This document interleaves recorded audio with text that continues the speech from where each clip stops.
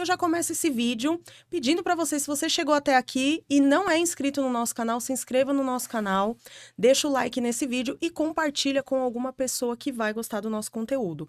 Hoje eu trouxe um psiquiatra aqui, porque nós estamos vindo dessa leva de trazer profissionais para ajudar o empreendedor no geral e para falar sobre saúde mental. Então hoje eu trouxe um psiquiatra, mas não é um psiquiatra, é o psiquiatra, e a gente vai desmistificar algumas coisas que rolam aí para a internet e vai ser um papo super bacana. Seja muito bem-vindo, Fernando Fernandes. Olá, Agnes, obrigado pelo convite. Vai ser um prazer falar com o teu público aí sobre empreendedorismo, cujo sucesso tem tudo a ver com a saúde emocional de quem está envolvido. Então vamos conversar um pouco sobre isso, né? Sim, eu acho que o que a gente mais ouve eu trabalho com mulheres e MEIs, né? Então, o que a gente mais ouve é esgotamento, falta de foco, cansaço, estafa, fadiga. E aí, a gente entra na internet, sempre tem, né, um vídeo. Você está com TDAH, você precisa tomar Ritalina. Você está com...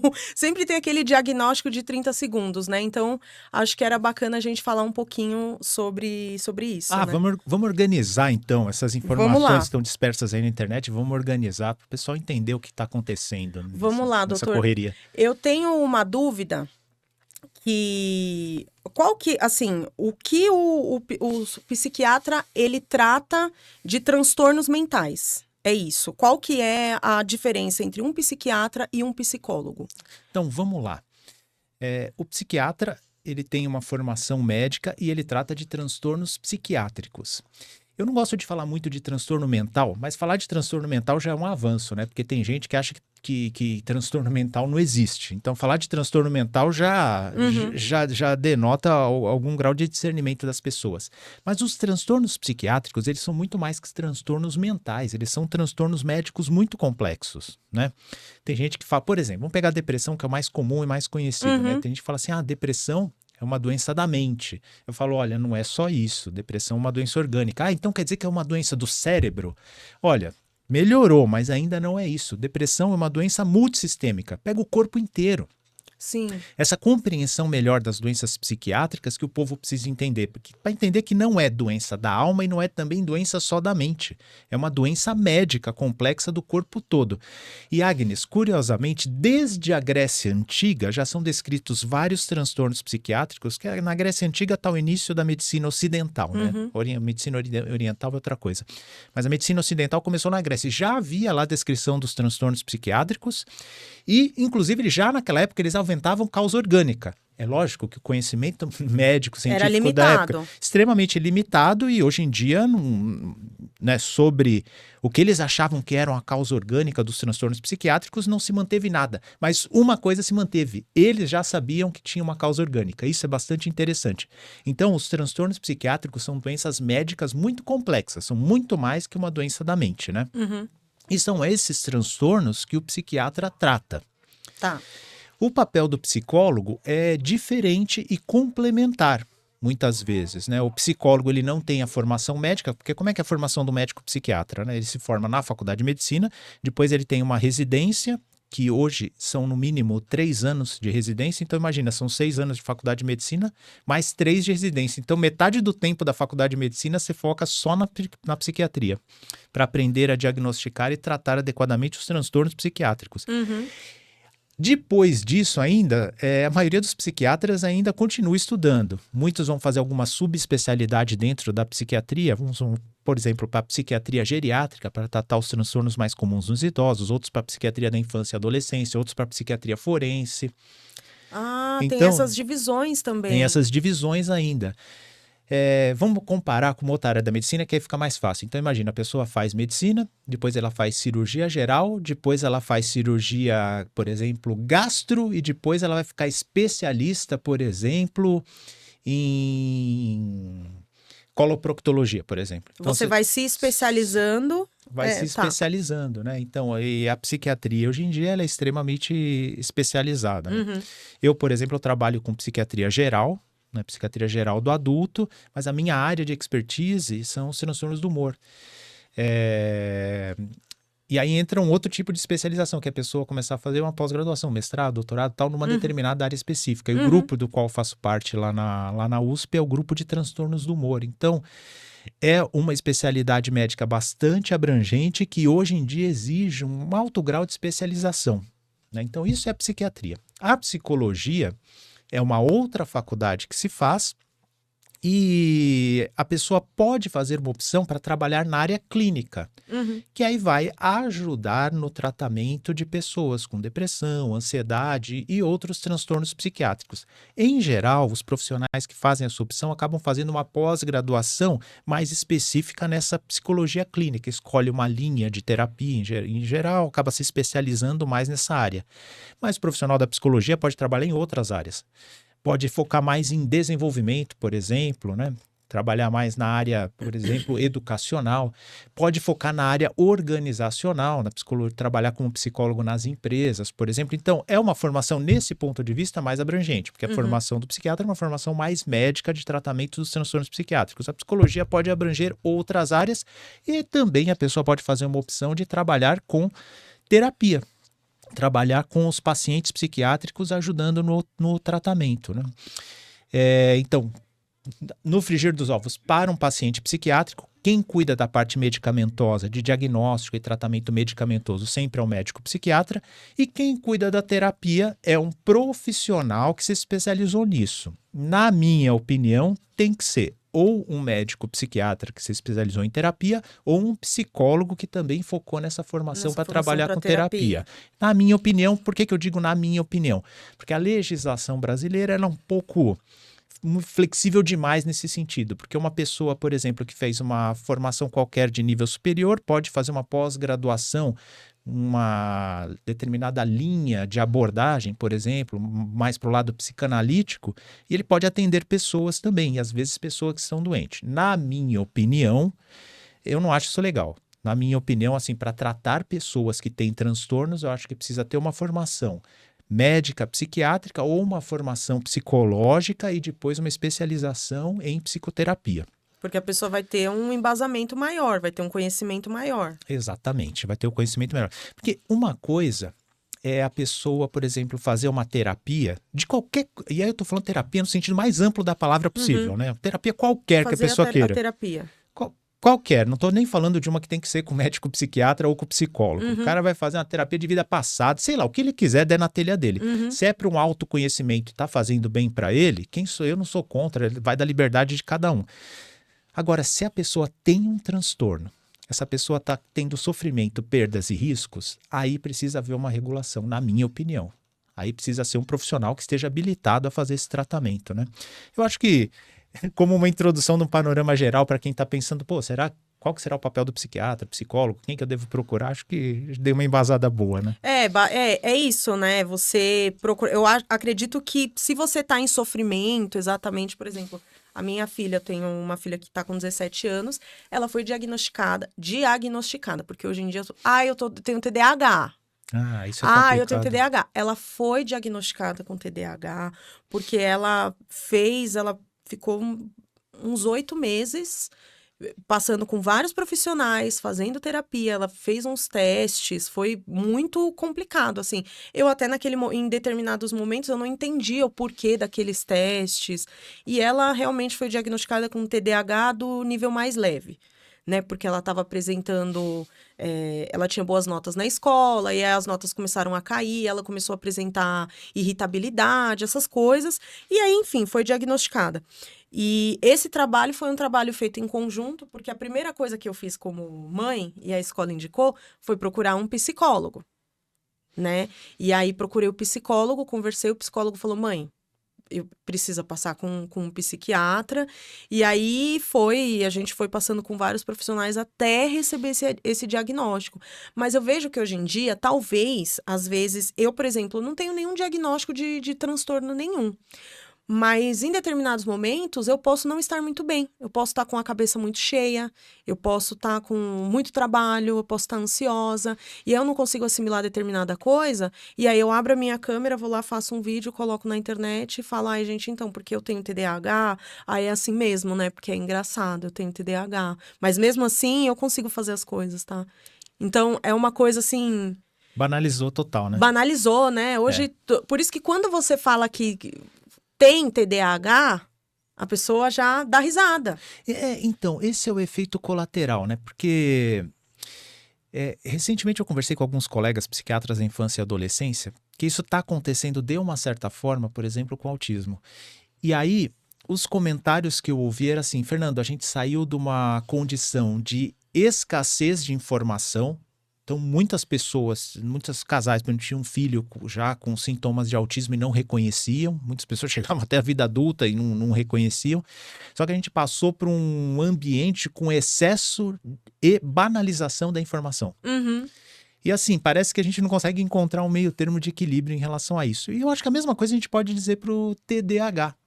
Muitas crianças, poxa, perderam uma janela de oportunidade enorme de ter um desenvolvimento bacana, um aprendizado, uma integração social bacana. Por quê? Porque não se reconheciam sintomas do TDAH. Era uma criança preguiçosa, uma criança vagabunda ou uma criança agitada, encapetada demais. Isso. E aí não se desenvolvia legal, colava esse estigma na criança. Muitas vezes a criança era até discriminada por causa disso e ficava por isso mesmo, né? Então é legal reconhecer. Fazer um diagnóstico adequado, porque você muda a história de uma pessoa quando você faz um diagnóstico adequado, né? E quando a gente fala de uma criança, pelo menos para mim, isso é muito mais sensível, porque é uma criança que ela está em pleno desenvolvimento, tem coisas que não dá para recuperar depois. Então, a gente tem que aproveitar aquela janela de oportunidade para fazer com que a criança cresça com desenvolvimento adequado, do ponto de vista de aprendizado, desenvolvimento das potencialidades, da socialização dessa pessoa, fortalecimento da autoestima, fortalecimento, uma personalidade saudável, segura. E às vezes, quando a gente não faz uma intervenção na hora adequada, a gente perde essa janela. Então, isso é particularmente triste quando a gente fala de crianças ou pré-adolescentes, né? Mas mesmo na vida adulta, tem alguns pacientes que acabam recebendo o diagnóstico correto na vida adulta e muda da água para o vinho.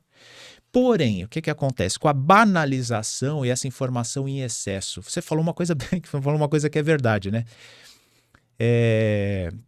Tem influenciador assim que basta receber o diagnóstico para virar especialista. Isso! E não é por aí. Mas eu acho que você foi mais longe e é verdade o que você falou, né? Tem gente que faz o teste da internet Isso, e tem já teste virou na internet. especialista. Faz o teste da internet e já virou especialista. Não precisa tomar muito cuidado com isso. Existem, eu poderia falar aqui, dezenas de causas de falta de atenção que não são transtorno do déficit de atenção. Transtorno do déficit de atenção é uma doença que vem do desenvolvimento da criança, então ela necessariamente expressa os sintomas na infância, normalmente atenua na adolescência e uma grande maioria das pessoas até deixam de apresentar sintomas na vida adulta. Agora está aparecendo de repente aqui uma excrescência absurda, que é um monte de gente de repente na vida adulta... Adulta apresentando isso. Apresentando isso e não teve quando era criança, quer dizer... Não existe isso, transtorno do déficit de atenção que começou na vida adulta. Ele começa na infância. Necessariamente começa na infância. Você vê o grau de banalização? Não na primeira infância. Não, normalmente começa na primeira infância. Assim, existem casos e casos, mas o que seria o mais comum? Começar na primeira infância, aparecem os sintomas aí na idade escolar, ficam mais evidentes e vai melhorando na adolescência e normalmente... Para a maioria dos pacientes, na vida adulta, os sintomas ficam mais leves ou desaparecem. Então, normalmente, essa é a história natural, né? E em alguns pacientes, acabam permanecendo de forma considerável na vida adulta e precisa prosseguir com o tratamento durante a vida adulta. Isso é o normal. Agora, tem um monte de gente que chega na vida adulta, acho que eu tô com TDAH, como se fosse uma coisa que pegasse. Sim, Você sim. entende? É uma coisa que vem falam. do desenvolvimento, né? Então, é um absurdo isso.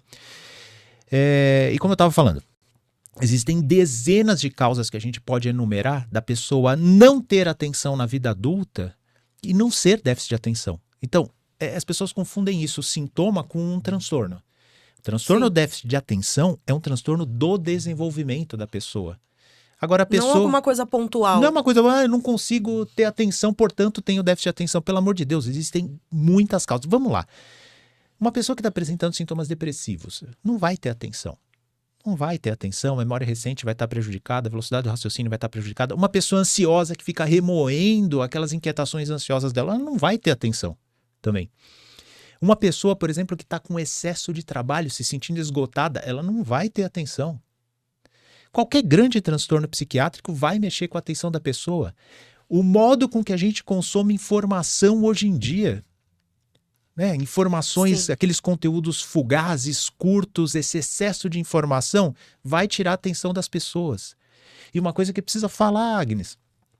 Olha, você que está me vendo, vou te dar uma notícia que pode não ser boa. Você exercitou a sua capacidade de atenção sustentada e de concentração ao longo da vida? Tem gente que nunca leu um livro ao longo da vida e de repente fala, minha atenção não funciona bem quando é exigido. Sabe, é a mesma coisa assim, poxa, de repente eu tenho que fazer supino com 100 quilos, só que eu nunca fiz exercício ao longo da vida. Sim. Meu amigo, não vai ser fácil, você não vai conseguir levantar supino com 100 quilos, né? Se você nunca fez exercício. Então tem gente que nunca exercitou a leitura e a atenção ao longo da vida e de repente vê exigido e quer ter essa atenção. E não consegue. Não vai conseguir. Para nós é difícil. Eu comecei a ler um livro essa semana e eu tô na 60 e poucas páginas eu li. E é um livro que para mim tá interessantíssimo. Só que chega uma hora que eu canso. Por quê? Porque é muito celular, é muita informação, a gente consome tudo pelo celular. E eu, que tenho 37 anos, eu estudei lá no modo analógico, né? Eu sou antes da internet. A internet surgiu na minha adolescência, né? Aquela questão de você ter computador em casa, conseguir acessar a internet. Então, assim, a gente escrevia na escola, fazia trabalho com a Barça. Né? A gente tinha que ler os livros, absorver as informações dos livros para fazer o trabalho no papel ao maço, né? Conferir. Então, e hoje, para mim, é difícil.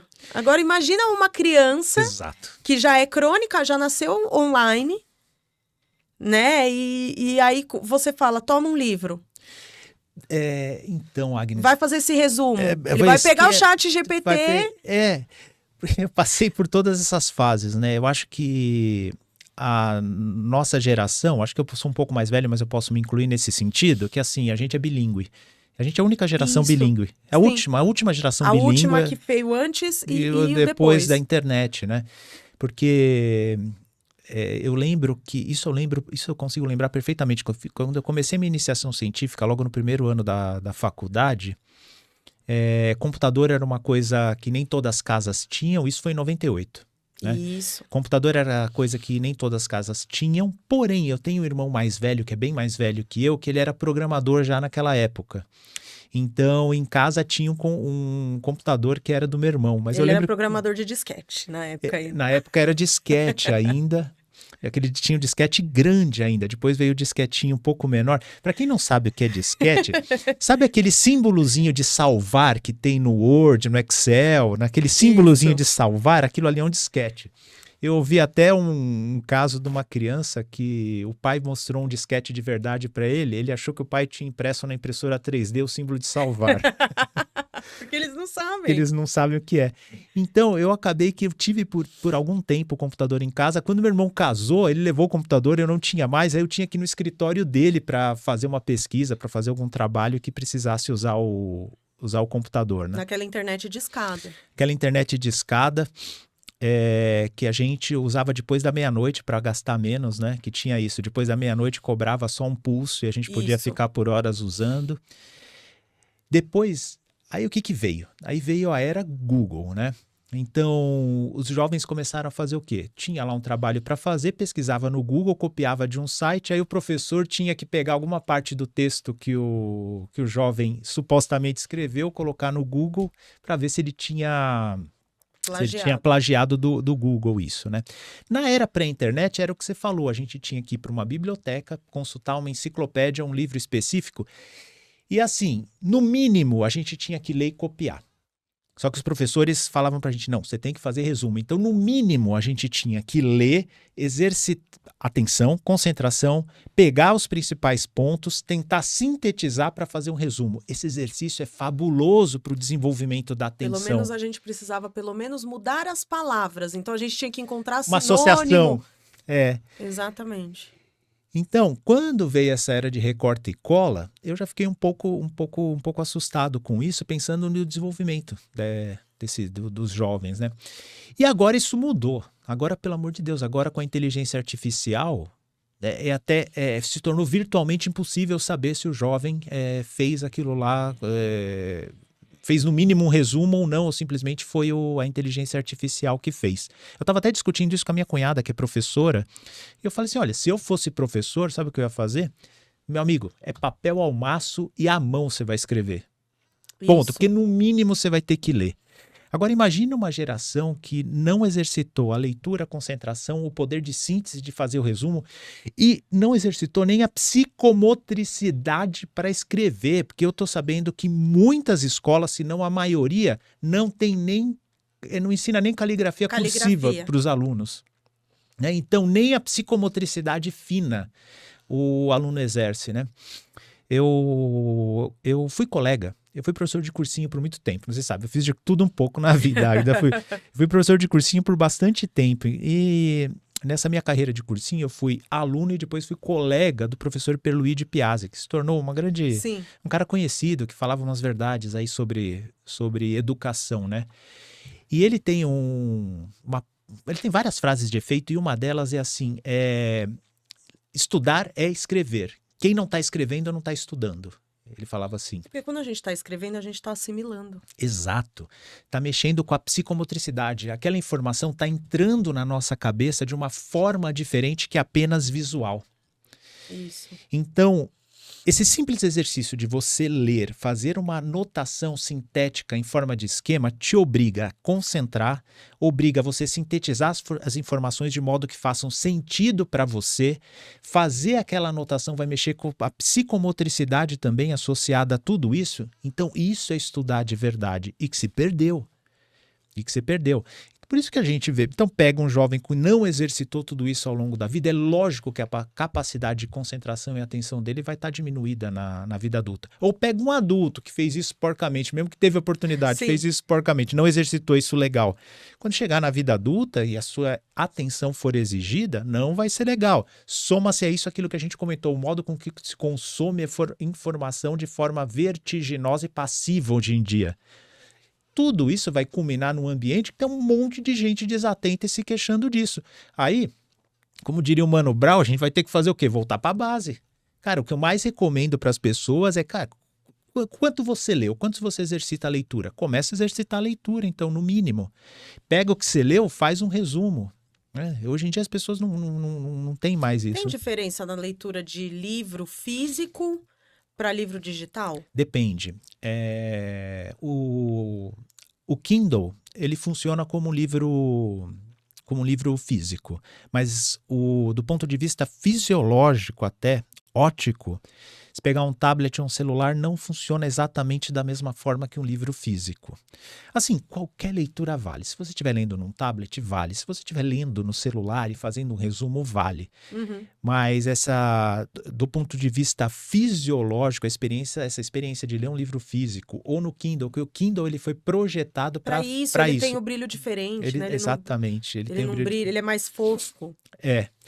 E o tipo de estímulo visual funciona mais ou menos como se fosse um livro físico também. Então eu falo, sabe, Agnes, eu também não vou exigir muito não. Pessoal, o que eu falo? Qual leitura é boa? Qualquer uma. Se você não lê, pega algo que seja atraente para você no primeiro momento. Com o tempo, como tudo que se faz na vida, com o tempo a gente começa ali tomando leitinho, qualquer coisa satisfaz. Depois a gente vai querer uma coisa mais substancial. Uhum. Então começa bem o hábito da leitura e do estudo e naturalmente você vai procurar coisas de conteúdo que te elevam mais o intelecto e a alma, mas começa de alguma forma. E quando a pessoa tem o costume, existem vídeos, por exemplo, no próprio YouTube, tem vídeos que são informativos, que tem base historiográfica, tem estudo, e são vídeos de 1 hora, 2 horas, documentários e tal. E eu também tenho mania muito de fazer isso. Às vezes eu tô fazendo alguma coisa e eu tô com aquele vídeo, eu tô ouvindo aquilo. Isso também é prejudicial pra gente? Não necessariamente. Porque você tá realmente consumindo uma informação que tem embasamento, que é um estudo, que é um documentário, alguma coisa. É diferente daquela informação que você fica... tem que diferenciar uma coisa da outra. Tem que Aham. diferenciar, né? Uma coisa é você estar fazendo um trabalho relativamente mecânico, por exemplo, que muito do nosso trabalho é relativamente repetitivo e mecânico, e aí você põe um conteúdo valoroso do lado para você ir absorvendo, né? Eu tenho esse costume também, não vejo problema Não nenhum consigo nisso. lavar louça se eu não estiver ouvindo alguma coisa no YouTube. Eu também. A minha esposa tá aqui, ela sabe, quando eu lavo louça, no filtro d'água eu já tenho esse lugarzinho que eu coloco o celular, coloco alguma coisa para eu ouvir. Não, quanto a isso não há problema nenhum. Quanto a isso não há problema nenhum. E geralmente esse tipo de conteúdo é um conteúdo mais longo e substancioso que as pessoas gostam de ouvir, né? Você não tá prendendo atenção em vídeo de 15 segundos sem sentido nenhum ali, né? Isso. E daí, uma outra coisa. Isso é uma coisa do um mal da internet, o TDAH. O outro é o narcisismo. Eu já perdi as contas de quantas vezes você entra lá num Threads, no Twitter, sempre tem alguém contando. Ai, o meu namorado narcisista, minha mãe narcisista, minha namorada narcisista, meu amigo narcisista. Todo mundo que você não se dá, né, narcisista. A pessoa não fez o que você quer, ela é narcisista. Mas é isso aí, Ai, a pessoa disse não. a minha mãe não deixou eu ir no shopping porque ela é egoísta e narcisista e ela quer que eu fique em casa trancada e sofrendo. O que é o narcisismo, afinal? Então, o narcisismo é um transtorno de personalidade muito sério. Vem desde a adolescência, já aparecem os primeiros sintomas, se cristalizam no início da vida adulta e normalmente são transtornos, como fazem parte da formação da personalidade da pessoa, os sintomas tendem a se cronificar ao longo da vida adulta, né? Isso para qualquer transtorno de personalidade funciona assim. Uhum. Funciona assim, né? Mas narcisismo é uma coisa muito séria, né? Um egocentrismo, uma falta de empatia muito grande, uma total displicência pelas necessidades do outro, prepotência muitas vezes, alguns são um pouco mais inseguros, mas é um transtorno de personalidade muito sério, assim como o transtorno de borderline é um transtorno de personalidade muito sério, causa muito prejuízo para a pessoa. Agora, se banalizou demais isso. E aí o que acontece? Efeitos colaterais dessa banalização, né? Que nem você falou, a mãe não deixou ir no shopping, a mãe é narcisista porque não se preocupa com as minhas necessidades, né? Terceiriza para o outro, né? Terceiriza para o outro todas as suas frustrações. Esse é um ponto. Outro ponto. Todo mundo que não se dá com alguém no relacionamento, que leva pior no relacionamento ou que passa por um relacionamento disfuncional, fala, tava num relacionamento tóxico narcisista. Vira esse combo, né? Tava num relacionamento tóxico com narcisista. As pessoas esquecem que, primeiro, relacionamento... E abusivo. Tóxico, abusivo com narcisista. É abusivo, tem razão. Gente, isso existe, tá? Isso existe. Eu não estou menosprezando as pessoas que passam por isso, tá bom? Mas, você terceirizar, vamos dizer assim, a responsabilidade, eu não vou falar culpa, vou falar responsabilidade de um relacionamento disfuncional, vamos colocar nesses termos, um relacionamento que não funcionou, não foi legal, foi disfuncional. Terceirizar para um diagnóstico e de outra pessoa isso é um tanto quanto cômodo, não é?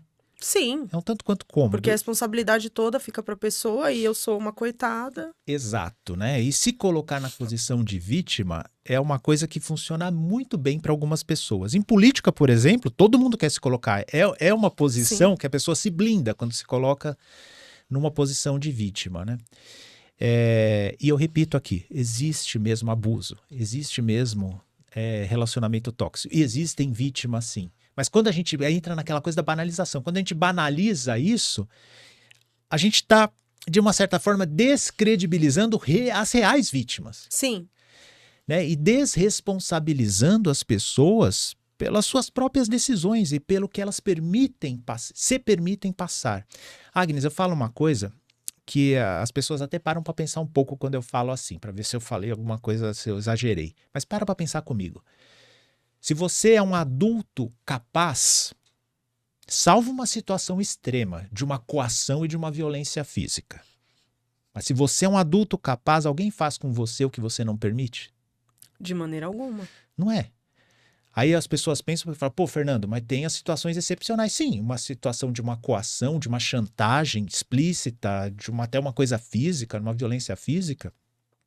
Vamos excluir esses extremos, né? Porque quando pensa no extremo, Isso gera muita burrice ficar pensando só no extremo. Vamos pensar de maneira geral. Uhum. Se você é um adulto capaz, ninguém faz com você o que você não permite. Pode ser que as circunstâncias te levaram a aceitar alguma coisa. Porque as coisas vão indo aos poucos, vai escalonando. É isso. Então, hoje eu permiti tal coisa, amanhã eu permiti tal coisa, amanhã eu permiti tal coisa. Quando eu vejo, eu tô envolto nisso. Isso. Aí você fala, Fernanda, a culpa é minha, gente. Eu não tô falando de culpa, mas tô falando de responsabilidade. Responsabilidade. E entender por que você foi se permitindo aquilo. Tudo bem, você estava num relacionamento disfuncional. Tira relacionamento tóxico, narcisista, abusivo. Você estava num relacionamento disfuncional. Cara, por que você se permitiu chegar naquela situação? Eu tive alguns relacionamentos, poucos, que foram extremamente disfuncionais. Mas eu tenho bem claro, foram curtos, mas eu tenho bem claro que mesmo aquele curto eu permiti. Sim. E se a gente não faz isso, a gente perde uma oportunidade de crescer. Eu tenho certeza que hoje eu tenho, né, com a minha esposa, já há muitos anos, um relacionamento muito, muito feliz, um relacionamento muito virtuoso, porque alguma coisa eu aprendi com os relacionamentos que não foram legais. Agora, se o teu relacionamento não foi legal e você passou 2, 3 vezes pela mão de uma pessoa narcisista, abusiva e foi tóxico, pera, então alguma coisa, vamos ver que alguma coisa você não aprendeu. E talvez você não tenha aprendido justamente porque você jogou a responsabilidade sempre em cima do outro. Eu repito, não é culpa, é responsabilidade. Então, quem me segue já está acostumado com isso. Quem me segue já está acostumado. Eu chamo sempre a responsabilidade pra gente, porque, pelo amor de Deus, é só dentro da gente que existe margem pra gente crescer, que existe possibilidade de crescimento. Se você ficar dependendo sempre do comportamento do outro ou das circunstâncias, cara, você vai ser sempre levado aí, você vai ser, como diz o poeta, espumas flutuantes na água do mar. Nós precisamos ser donos da nossa história, né? Então, Exato. é a gente Então, que... chamar a responsabilidade, porque é onde a gente pode crescer e é onde a gente pode mudar o nosso futuro. Então, pode parecer dura a minha palavra, né? Dizer assim, olha, se você é um adulto capaz, ninguém fez com você o que você não permitiu. Pode ser duro, mas eu acho que se uma pessoa assimila isso, lógico, sem radicalismo, mas se uma pessoa assimila isso, é onde há oportunidade para ela crescer e melhorar a história dela no futuro, né? Sim. E a pessoa que é narcisista, ela aliás, a pessoa que tem psicopatia, eu já fui longe agora, hein? Tá. Que muito também é uma coisa que muito se fala, né? De psicopatia. É que narcisismo... Ela é todo mundo narcisista? Não necessariamente, mas eu explico. Acho que fala-se muito esse relacionamento tóxico e abusivo com narcisista, né? Mas psicopata já é um passo a mais, as pessoas ousam menos falar, né, de psicopatia. Porque tem pessoas que falam de psicopata, porque acham que o psicopata é aquele que tirou a vida das pessoas. Ah, não, esquece mas não isso. necessariamente. O psicopata, né, me corrija se eu estiver errado, com certeza estarei, mas o psicopata é aquele que ele sente prazer no sofrimento do outro, é isso? Não é. Não é. Esse é um erro também.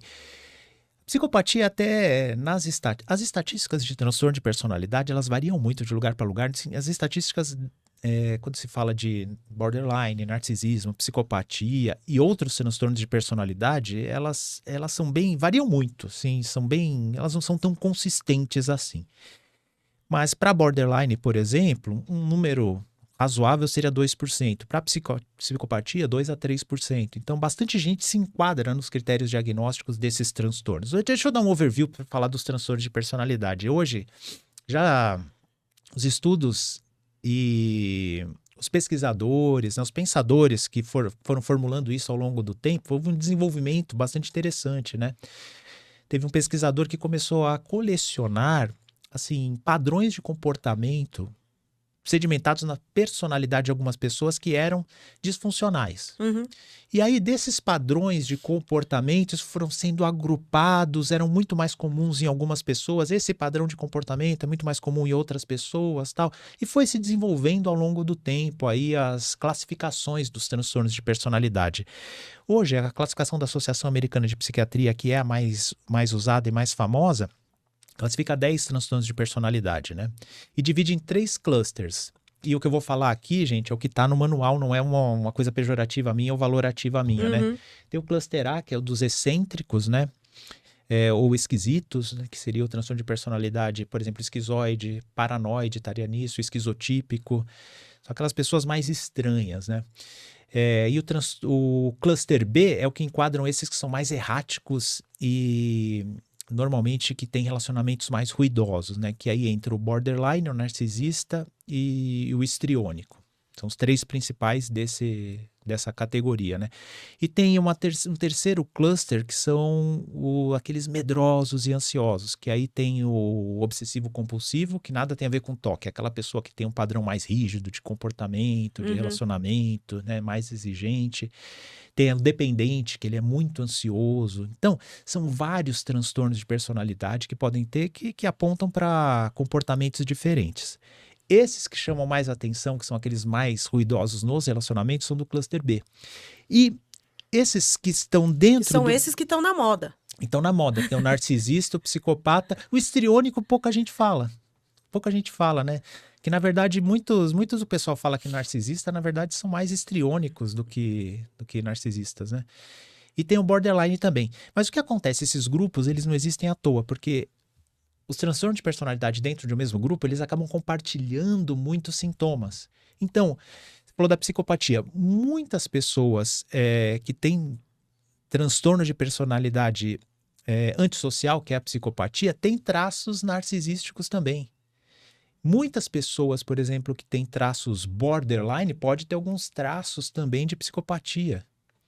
Então, é muito difícil distinguir. Só que essas nuances, quem fica usando isso de uma maneira tão banalizada, assim, não tem ideia dessas nuances, né? Eu até vi um post que você fez falando sobre uma música que fala sobre borderline. Foi.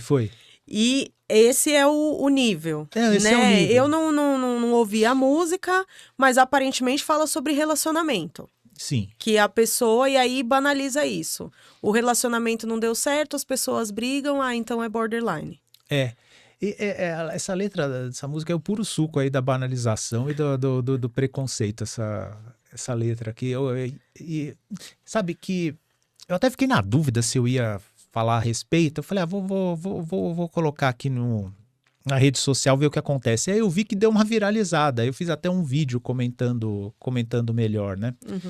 E é bem isso que a gente está discutindo aqui, né? Uma pessoa está num relacionamento que não está funcionando, a historinha da música é essa, ela está num relacionamento que não está funcionando, e aí uma amiga aconselha a abandonar o cara, mas faz isso de uma maneira tão tosca, né?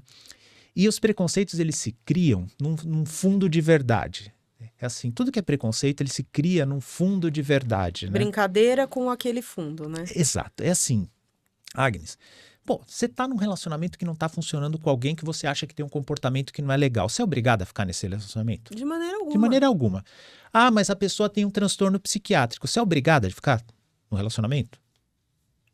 Não, né? Então, todo mundo concorda com isso. Aí, partindo disso, a pessoa extrapola e aí que vira o puro suco do preconceito, né? E ela fala coisa assim, essa pessoa precisa de tratamento, não precisa de sentimento. Assim, cara, peraí, uma coisa exclui a outra. Dá vontade de perguntar, tá, isso é a tua filha? Uma pessoa que tem transtorno, ela não precisa de afeto? Ela não precisa de afeto, exatamente. Dá vontade de perguntar, cara, se fosse teu filho ou tua filha, você falaria assim? Porque essa pessoa que tem o transtorno, ela tem um pai e uma mãe. Ela tem irmãos, ela tem capacidade de amar, ela é uma pessoa complexa. Exatamente. Não é? Então, algo assim. Ninguém é obrigado. Então, você vê o que eu quis dizer? Que um preconceito se cria com fundo de verdade? Exatamente. Quando você começa a ouvir isso numa música, isso vai se repetindo. E vai tornando normal. Então, aquela pessoa merece o quê? Merece ficar solitária mesmo. Exatamente. E a música sugere que a pessoa com transtorno borderline, ela é manipulativa. Porque você reparou que ela é uma pessoa para cada relacionamento? Então, sugere o quê? Ah, se ela é um para cada relacionamento, ela está manipulando todos os relacionamentos. Ela não tem uma essência. Ela não tem, ela não tem princípios. Então, está induzindo a pessoa a pensar, não, essa pessoa ela é manipulativa, ela é duas caras. Né? Aí eu comento tudo isso no vídeo. Você vê que interessante, né? A gente avança bastante no conhecimento. Hoje em dia, a gente tem bastante informação disponível. De uma certa forma, o estigma e o preconceito, graças a Deus, nas últimas décadas, diminuíram bastante. Sim. Mas parece que é uma luta constante. Parece que a gente não tem que parar. Eu acho que existe também, claro que esse não é o caso, né? Deixar bem claro que esse não é o caso. Mas existem pessoas que são mau caráteres, que elas pegam a informação, distorcem e levam para um grande público de uma maneira que fique cômodo para elas. né? Eu já vi político, não vou me lembrar o nome, falaria sem problema, dos Estados Unidos. Se eu não me engano, ele é o secretário de saúde de algum estado dos Estados Unidos, que é aquele que disseminou aquela notícia de que a vacina da Covid pegava autismo, quem tomava vacina e tal. E esses dias eu vi uma notícia que ele fez um tweet lá dizendo que pessoas de 60 anos não têm autismo. Porque o autismo é uma doença do jovem. Porque o jovem... E existem pessoas que acreditam nisso, né? Falando que o autismo se pega. O autismo pega. Não. Quando você começa a conviver com uma pessoa que é autista, você vai ter autismo também. Se você tomar a vacina, você vai pegar autismo. Não, que horror, isso eu nunca Então, ouvi. assim, é uma pessoa mau caráter. Então, É eu uma acho... pessoa que tem um cargo alto, né, no governo, e ele dissemina isso. Então, Agnes, eu acho que tem isso, mas assim, eu acho muito interessante o que você falou. Tem isso, mas isso é uma minoria. Isso é uma minoria de... Agora eu vou usar o termo de uma maneira assim, é uma minoria de manipuladores perversos. Eu não vou colocar Isso. psicopata, não. Eu não vou colocar... Não, mas são manipuladores. São manipuladores perversos. Isso é uma minoria. A maioria, na verdade, faz isso de uma maneira inconsciente. A maioria faz isso de uma maneira não deliberada. Por quê? Porque ele acredita naquilo e ele quer que a maior quantidade de pessoas possível... Não, o que eu quero dizer, por exemplo, isso que a gente estava falando agora, uma pessoa que fala assim, tava num relacionamento tóxico, abusivo com um narcisista, porque aquilo lá encaixa na história dela, encaixa com os afetos dela, E aí é cômodo cômodo. de alguma forma aquilo. E aí, às vezes, até inconscientemente, ela faz isso. Exato. E muitas vezes manipulado por esses aqui.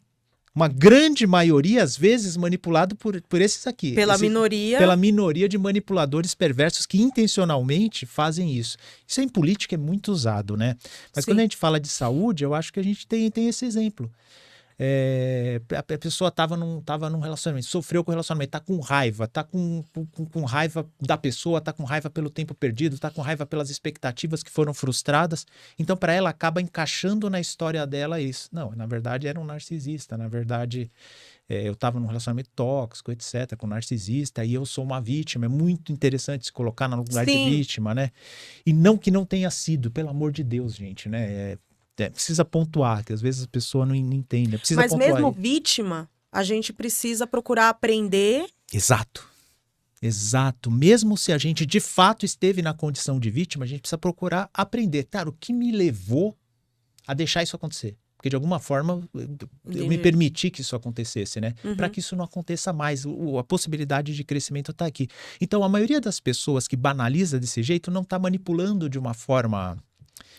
consciente e deliberada. Tá. Na verdade, encaixou na história dela aquilo. Entrando naquilo que a gente até estava falando da letra da música, que a pessoa que tem um transtorno, ela não merece afeto.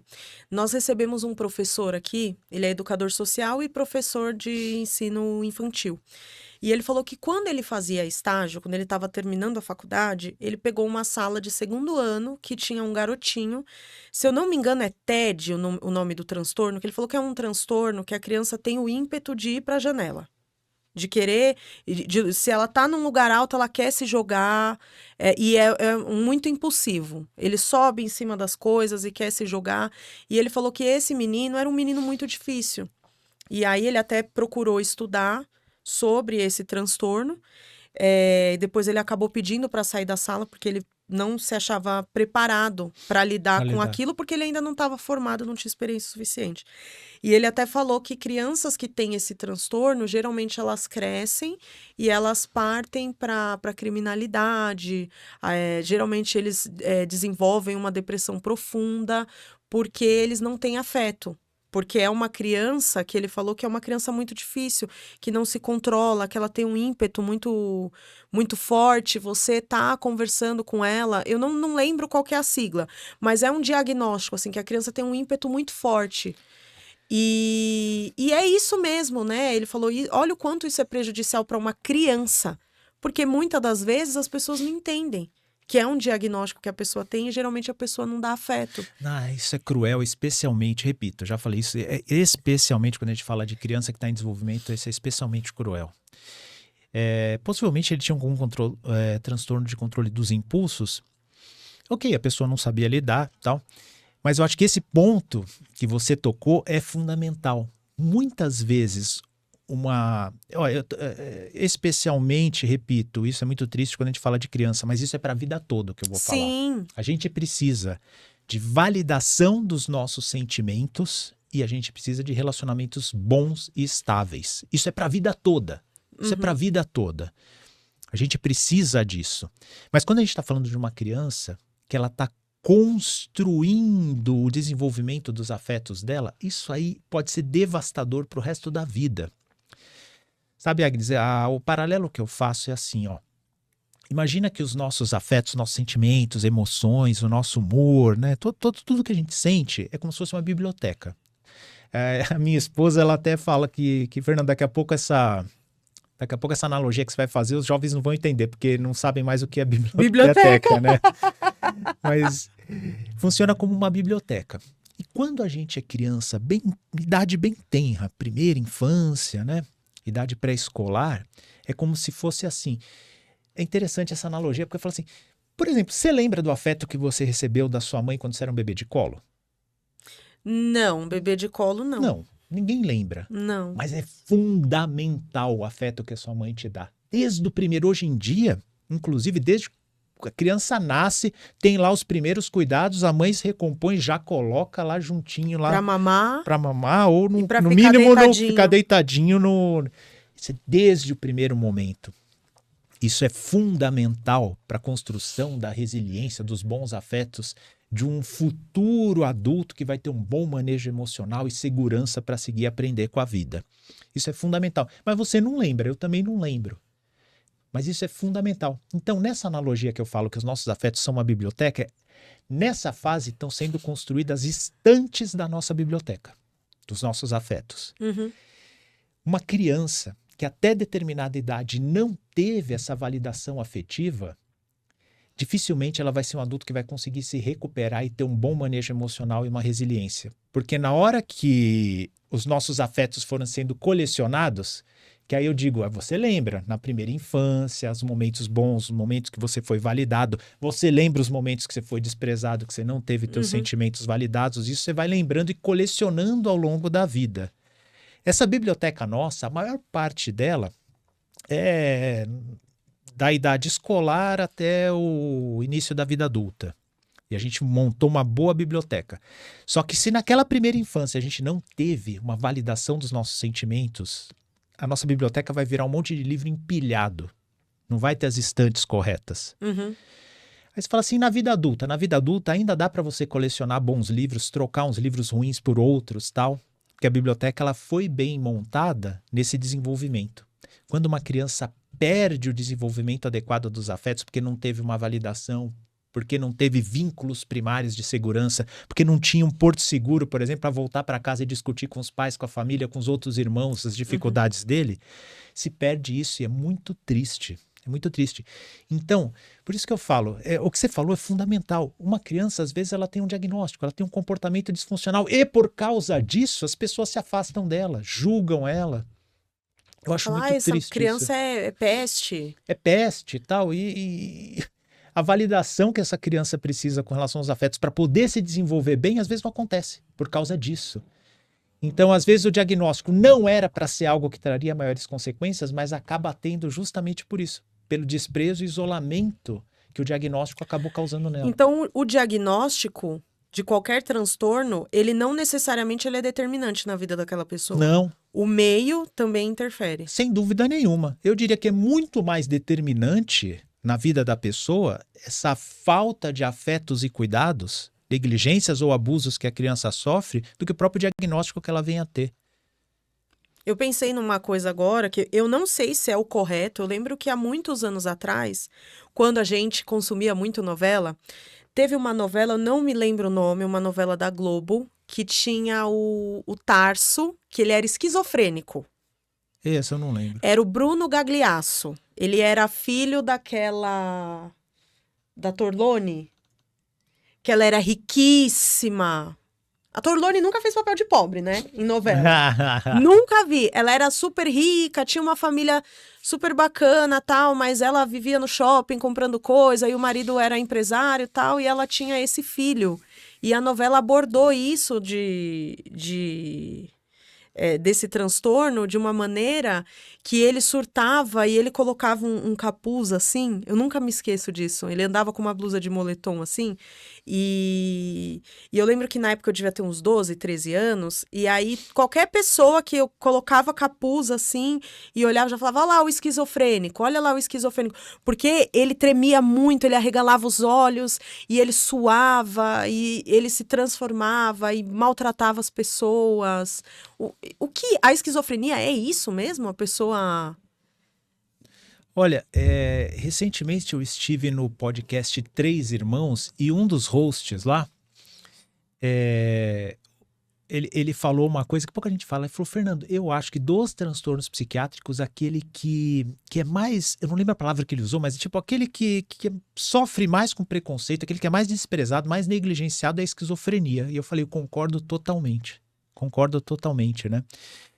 Imagina, você ouve dizer por aí, em tom pejorativo e completamente inadequado, diagnósticos psiquiátricos como adjetivos pejorativos, né? Por exemplo, aquela pessoa lá é depressiva. Tanto que eu não gosto desse termo depressivo. Aquela pessoa está em depressão. Eu não falo depressivo, aquela pessoa é um depressivo, né? Aquela pessoa está... Enfim, aquela pessoa é depressiva. Aí que imagem vem na cabeça? É um cara que é meio lá desanimado, Chatão, tal. fica na dele. Fica na dele, exatamente, fica na dele e tal. É tipo, não causa mal pra ninguém. E aquela pessoa é muito bipolar. Ixi, é meio errática, fica, né, dá uma surtada de vez em quando, já tem uma conotação mais negativa, do tipo que pode ser uma pessoa que me causa problema. Isso, às vezes tá bem, às vezes tá mal, a gente não nunca dá pra sabe de onde contar. vem. Agora imagina, esse cara é esquizofrênico, é um cara completamente errático, não confiável, enfim, é um cara que você não pode contar pra nada, né?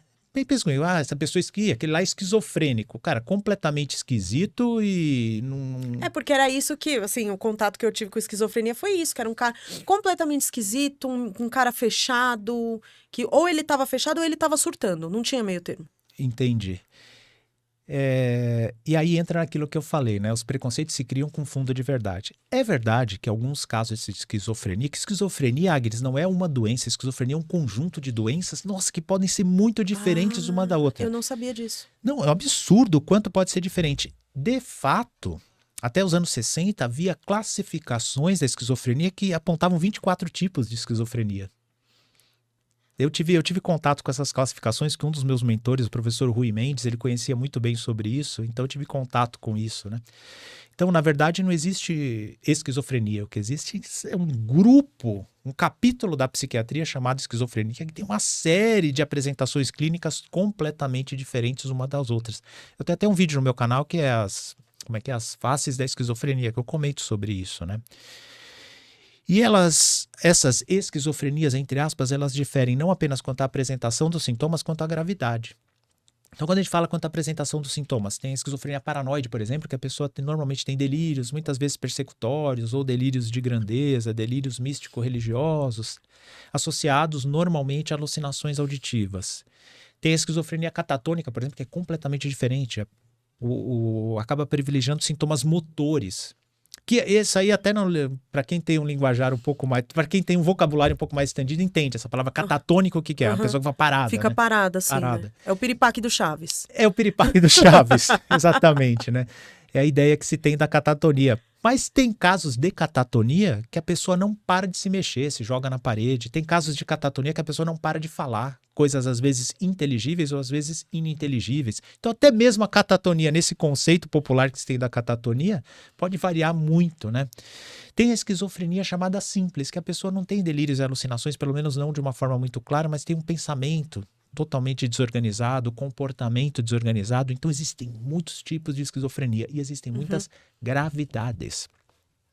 Tem um tipo de esquizofrenia chamada hebefrênica que começa normalmente na adolescência, chega no início da vida adulta ou no final da terceira década de vida, e a pessoa já está completamente devastada do ponto de vista cognitivo, afetivo, a pessoa está inválida, que aí entra no estereótipo daquele paciente asilar. Existe isso, aí que entra o fundo de verdade, entende? Mas há casos de esquizofrenia de muito bom prognóstico com o tratamento. Os tratamentos para esquizofrenia medicamentosos existem desde a década de 50, eles foram sendo aprimorados ao longo do tempo, e hoje em dia existem tratamentos que são muito bem tolerados, têm um perfil de efeito colateral muito bom e que podem, em alguns casos, fazer o paciente ter uma vida normal. Eu tive 2 pacientes, uma eu ainda tenho, que são médicas. Pacientes com diagnóstico de esquizofrenia. Uma delas é uma médica que é uma doçura de médica, está fazendo residência agora, e outra eu não sei porque eu perdi o contato, não é mais minha paciente, mas estava se formando também uma boa médica.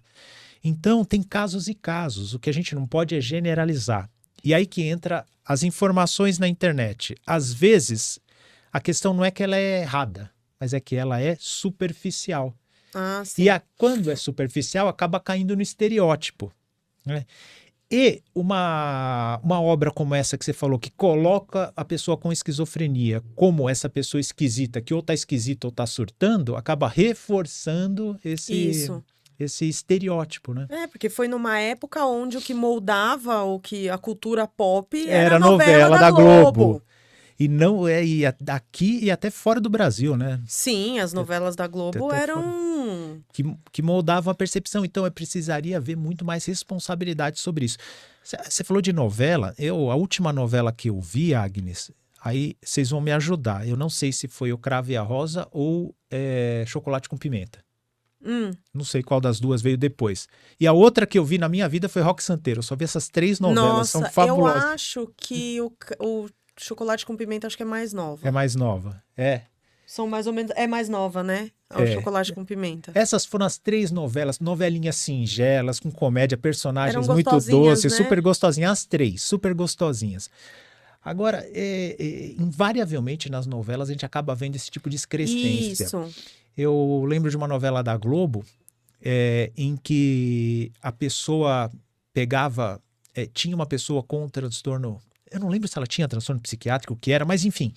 Acabava que colocava ela ela teve que sofrer um procedimento, ser submetida a um procedimento de eletroconvulsoterapia, que é o antigo eletrochoque. E aí, como sempre, desde os anos 70 se faz isso, colocou o procedimento como algo horror, como uma espécie de tortura, e que o paciente teve... Aquela sala branca, né? Olha, com aquela coisa que a pessoa grita, sofre. A pessoa grita e camisa de força e fica se debatendo e tal, né? E é assim mesmo? Então, toda vez que acontece isso, e direto acontece isso, né? E é um negócio tão demodê, já deve te avisar, olha, se você é autor, tal, já tá demodê isso. Aí era moda nos anos 60 e 70, né? Já passou dessa época, porque a eletroconvulsoterapia hoje em dia ela é feita com anestesia. É um procedimento, Agnes, que, olha que curioso, né? Aparece na novela da Globo como se fosse técnica de tortura. Mas é um procedimento que existe desde os anos 30 até hoje, então tem quase 100 anos. E nas diretrizes mais modernas aparece lá a eletroconvulsoterapia como uma alternativa em vários casos em psiquiatria.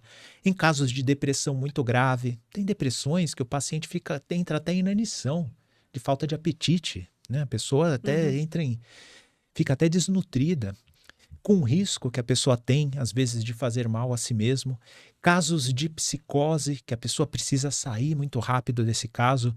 Casos até, olha, um procedimento tão seguro que até mulheres grávidas podem usar, que por algum motivo, por exemplo, não pode usar determinada medicação. Nossa. Até mulheres grávidas podem ser submetidas à eletroconvulsoterapia. Ela é feita sob anestesia, não existe mais a convulsão do ponto de vista mecânico, né, do ponto de vista dos movimentos. Convulsão ela acontece só do ponto de vista cerebral. E a pessoa volta para casa. E os efeitos colaterais acabam sendo alguma amnésia. Isso acontece, né? Durante o período em que a pessoa está fazendo as sessões, a mente dela costuma ficar um pouco mais fraca do ponto de vista de memória e depois, com os meses, isso costuma se restabelecer. Por que eu puxei isso? Porque você me lembrou dessa coisa da novela, né? Você me lembrou. E que acaba gerando bastante preconceitos. Fala aí, Fernando, e esse procedimento ele é bastante realizado hoje em dia? Para alguns casos específicos, acaba sendo salvador. Em alguns casos, por exemplo, lá no Instituto de Psiquiatria da USP tem um serviço que funciona de manhã à tarde, todo dia, de segunda a sexta, e é lotado de pacientes que às vezes não encontram, né, esse tipo de procedimento em outro lugar e acabam fazendo lá. Desculpa fazer esse parênteses, mas Fica à vontade. É o caso que, como às vezes a cultura pop ela pode ajudar a favor, né, desmistificando algumas coisas, mas em psiquiatria é impressionante como até hoje continua sendo contra na maioria das vezes. Impressionante. E, né, a gente, são coisas assim, na verdade eu vejo que é muito vai na moda aquilo que interessa. Tem Aquilo isso, né? aquilo que tá no hype. Então, eu acho que o hype hoje a gente falou TDAH, o borderline, o narcisismo, a dupla personalidade. Até antes aqui da gente começar a gravar, a gente estava falando sobre um documentário que eu acho que o Joel, acho que já tinha falado desse Ele já tinha documentário. falado também. Estamos te perturbando com esse documentário, que é um documentário bem antigo, acho que é da década de 20, se eu não me engano, que é da Eve Black e Eve White. Deixa eu ver se eu acho aqui o ano, que fala sobre transtorno de dupla personalidade. Personalidade, E eu olhando aquilo, eles vão descrevendo, mesmo sendo um vídeo bem antigo, já é um vídeo colorido, eu não sei se foi colorido depois, artificialmente. E ele vão descrevendo no vídeo, aparece escrito assim: essa é Eve, ela sofre de depressão tal. E aí é uma moça que ela tá assim. Ela é bem quietinha na dela, tristinha, e aí ele começa a conversar, ela fala baixinho, fala pra dentro, tal, e aí ele pergunta umas coisas pra ela, o psiquiatra, e depois ele fala, agora eu posso falar com a Eve Black, que ele estava falando com a Eve White. Aí chamou outra entidade. E aí, tipo isso, e aí ela fecha o olho assim, e quando ela abre, ela já dá um sorrisinho, e aí ela é uma garota maliciosa, dá risadinhas, fala de outro jeito. E tem uma terceira personalidade que é a Jane, que a Jane é um meio termo entre as duas. A Jane, ela é mais responsável, só que ela não é tão calada, tão paradona. Tem uma parte que ele pede para escolher os vestidos. E aí a Eve Black pega um vestido preto, sóbrio, bem comprido, sem marcação, tal, e aí ele pede para ela explicar o porquê. A maneira de andar é diferente, a maneira de falar é diferente. Para mim, olhando assim, pode até ser um preconceito, mas parece que ela é uma atriz. E ela tá encenando aquilo. Então, essa coisa de múltipla personalidade é uma curiosidade que assula as pessoas, né? Como é que é isso? Me perguntam bastante.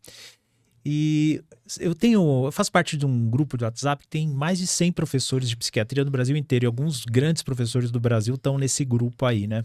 E aí um dia surgiu esse papo, né, de transtorno de personalidade múltipla. E a pergunta honesta era assim, pessoal, vocês já viram isso alguma vez na vida? E assim, num grupo com mais de 100 professores de psiquiatria, ninguém viu. A conclusão que a gente chegou é que existe mais filme, documentário falando sobre o transtorno do que paciente de verdade. Paciente que é de 1923 esse documentário. Esse documentário aí. Assim, o mais perto que eu vi disso foi um caso apenas, Agnes. Eu era residente do primeiro ano. Eu lembro bem porque esse caso me marcou. E aí o residente do primeiro ano, quando entra, normalmente no primeiro tempo acompanha algum residente mais experiente atendendo. E eu lembro que eu estava com um colega, que era o Frederico Paniza, ele falou, Fernando, vai entrar um caso bastante intrigante agora. E era uma senhora já tinha uma certa idade, aquela senhorinha, bem aquela perfil, assim que você olha, você vê que é aquela perfil evangélico, sabe, que usava umas saia jeans, um coque na cabeça, uma senhora bem singela. E ela teve uma mudança de comportamento absurda quando ela teve que reconhecer o filho no IML. O filho, acho que tinha algum envolvimento com criminalidade lá o serviço que ela frequentava era em Franco da Rocha, então naquela região é uma região bastante violenta da Grande São Paulo, bastante. E esse filho tinha algum envolvimento, ela teve que reconhecer no IML. E falou que a partir disso ela passou a ter o comportamento como se fosse uma criança. E, de fato, ela tinha um comportamento de criança. Se ela estivesse nessa sala, ela ia vir aqui, querer mexer na tela, ficava olhando as coisas, falando como criança. Perguntando. É um comportamento... Mas isso era sempre ou ela fazia isso, de mudar? Não, era sempre isso. Desde aquele momento, ela começou a se comportar desse jeito e não mudava.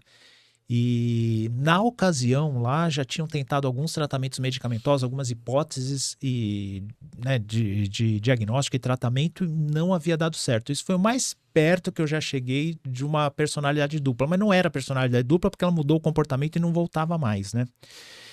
E não mudava nome, Não, não. né? Porque aquele do documentário que a gente tava falando lá das 26 personalidades, também cada um tinha um nome. Olha, E assim, esse é o tipo do diagnóstico que a gente chega até a duvidar. A gente, cara, que hipótese pode ser isso? E na maioria das vezes, isso aí é o que o Freud chamava lá no início do século XX. Esse nome não é mais usado, mas é o que o Freud chamava no início do século XX, na maioria dos casos, de histeria. Não é até difícil de explicar isso, Agnes, porque não é que a pessoa está fingindo ou está sendo uma atriz. A pessoa, ela é envolvida naquilo e acaba acreditando de forma inconsciente que aquilo está acontecendo. É duro de explicar, né? Peraí, mas é inconsciente, é inconsciente. Fica no limite ali entre uma coisa e outra, né? Eu acredito que a maioria dos casos de supostos de dupla personalidade, na verdade, tem a ver mais com esse tipo de comportamento que o Freud chamava lá antigamente de histeria, né? que a gente tem uma noção totalmente diferente do que é histeria também, né? É. Porque na linguagem O popular... histérico é aquele que grita, que dá joga, chilique, né? dá chilique. E não é isso. Não é. Na verdade, isso é uma pessoa destemperada do ponto de vista emocional.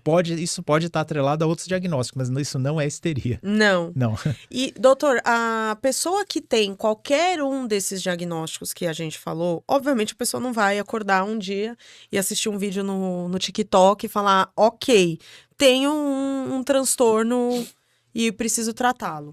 Mas a pessoa que começa a perceber que ela tá com alguma questão, que ela tá com algum problema, por mais que lá na frente ela não seja efetivamente diagnosticada, qual é o primeiro passo que ela precisa dar para um tratamento? Muito boa pergunta e de utilidade pública. Eu acho assim, a gente criticou bastante sobre esses diagnósticos de internet, né? Tem teste de TDAH, teste de autismo... olha, eu te garanto, se eu fizer teste de autismo, teste de internet vai dar lá que eu tenho autismo e, assim, considerável ainda, né? Então, o teste diz lá, por exemplo. Você já fez? Então, uma vez colaram nesse grupo que eu te falei, com um monte de psiquiatras, colaram lá um teste, aí eu fui o primeiro a responder, eu falei, galera, gabaritei. Aí, embaixo um monte, eu também. Então, porque você pega assim... por exemplo, não gosta de barulho. Meu, quem que gosta de barulho, né? Tem um restaurante que eu frequentava com a minha esposa que eu falei, não volto mais aqui, tá muito barulhento isso aqui, não dá mais pra comer aqui. Teve um amigo meu que foi pro Japão e falou, Fernando, no Japão o pessoal faz silêncio no restaurante, é impressionante. Eu falei, cara, eu queria, o dia que inventarem o teletransporte eu vou jantar no Japão. Eu janto no Japão e volto. Eu volto, né? Então, não gosto de barulho. Por exemplo, não gosta de ambiente com muita gente. Mas na nossa idade, quem gosta? Isso que eu ia falar, na nossa idade, né? Eu gostava de show de rock, era divertido pra caramba. Mas, quem que gosta agora de ambiente amontoado de pessoas, né? Quando você tem que interagir socialmente, você se sente muito cansado. Repito, na nossa idade, quem não se sente cansado de ter que ficar interagindo, né? Horas e horas e horas, né? Tem gente que não, mas... Então, você vai vendo... Eu colecionei tudo, fiz o diagnóstico. TDAH... Eu repito, do jeito que a gente consome informação hoje em dia, 90% das pessoas, todo mundo tem. Todo mundo tem. Isso sempre foi assim, viu, Agnes? Só que hoje piorou. Eu lembro na época que eu passei na faculdade, lá quando eu estava passando na área de psiquiatria, eu era aluno ainda, e aí um professor comentou isso. Cara, se chegar aqui para os alunos que passaram aqui na medicina da USP, lá, na primeira semana de aula, falar, quem tem problema com atenção? Metade levanta a mão.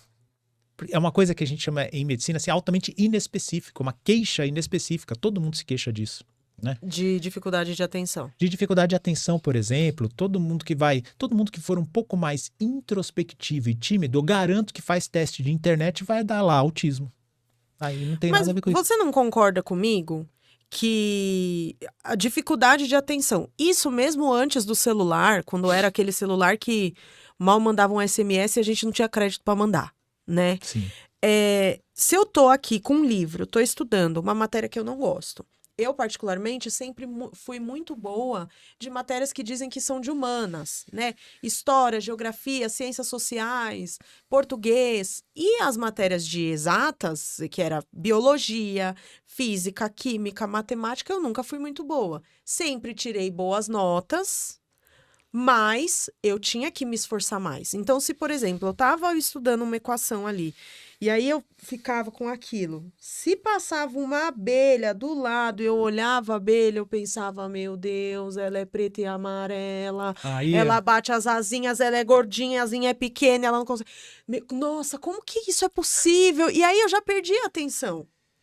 Porque aí eu tava fazendo uma coisa que eu não que não gosto. gostava, exatamente. Aí entra a questão da motivação. A questão afetiva de você conseguir manter a concentração.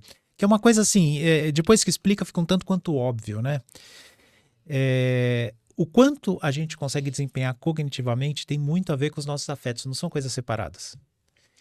Então é óbvio que se você vê um propósito bacana naquilo que você está estudando, e o propósito não precisa ser um fim em si mesmo, né?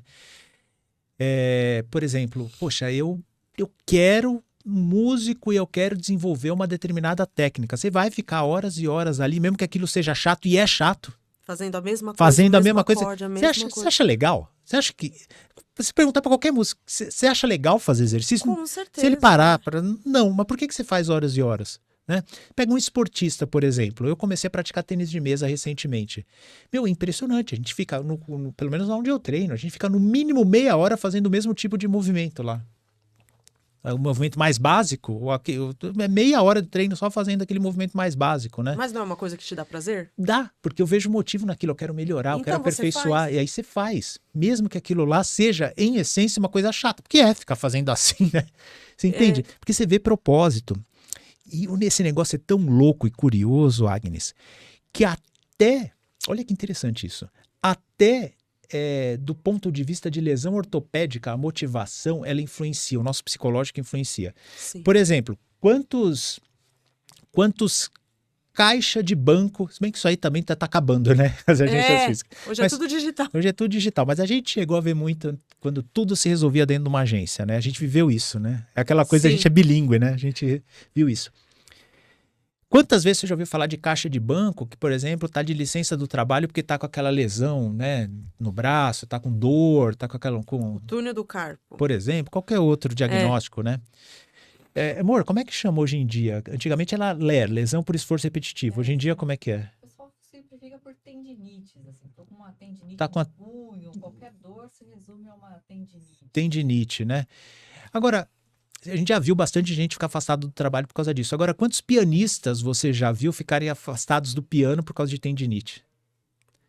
Nenhum. Você não ouve dizer. E ele faz aquele mesmo esforço. Aquele e mesmo é a mesma esforço. Coisa. E quando a gente para pra pensar, dói, né? Só de fazer um pouco.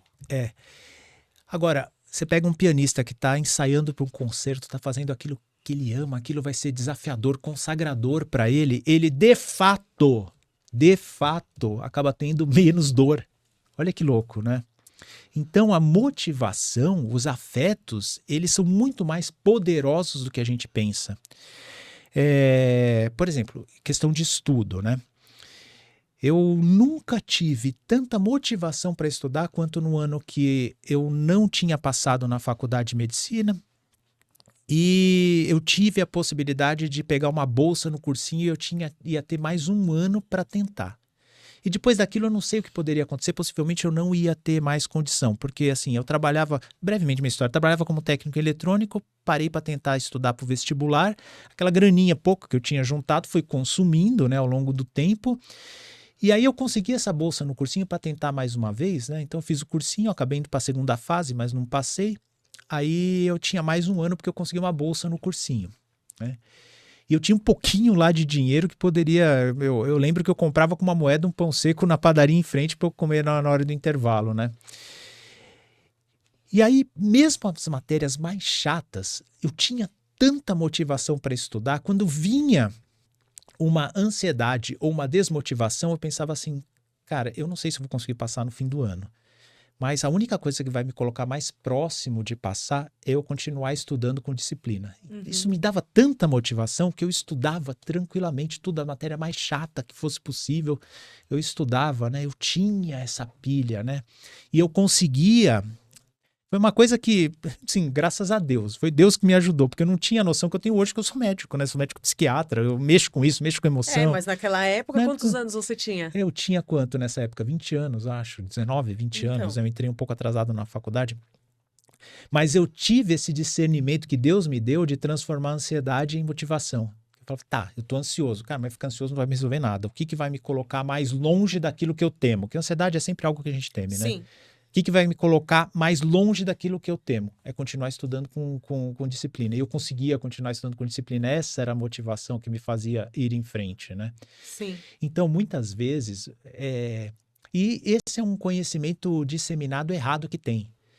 Sabe aquela coisa assim? Faça o que você gosta e você não vai ter que trabalhar um dia na vida.